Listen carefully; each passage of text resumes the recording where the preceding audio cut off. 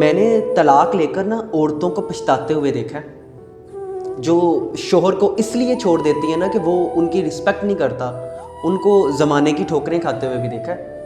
جو اپنے سسرال والوں کا گھر اس لیے چھوڑ کے آ جاتی ہیں کہ وہاں پہ ذمہ داریاں بہت زیادہ ہیں، میں ان کو نبھا نہیں سکتی، ان کو اکیلے اولاد پالنے کی ذمہ داری نبھاتے ہوئے میں نے دیکھا ہے۔ وہ عورتیں عدالتوں سے ڈیورس لے لیتی ہیں نا، میں نے ان کو رجوع کے لیے تڑپتے ہوئے بھی دیکھا ہے۔ مجھے بلقیس عیدی کی ایک بات بہت زیادہ پسند ہے، میں چاہوں گا اس کو بھی یہاں پہ کوٹ کروں۔ وہ کہتی ہیں کہ ساری دنیا کے جوتے کھانے سے اچھا ہے ایک بندے کے جوتے کھا لو۔ اور یہ آج کی جو لبرل لیڈیز ہیں، خواتین ہیں، جو کہ عورتوں کو ان کے حق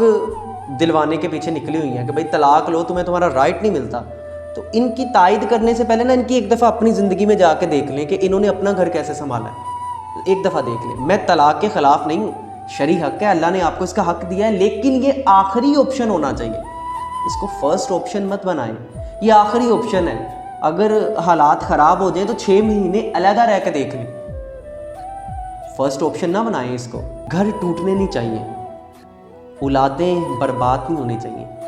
محبتیں قربان مت کریں،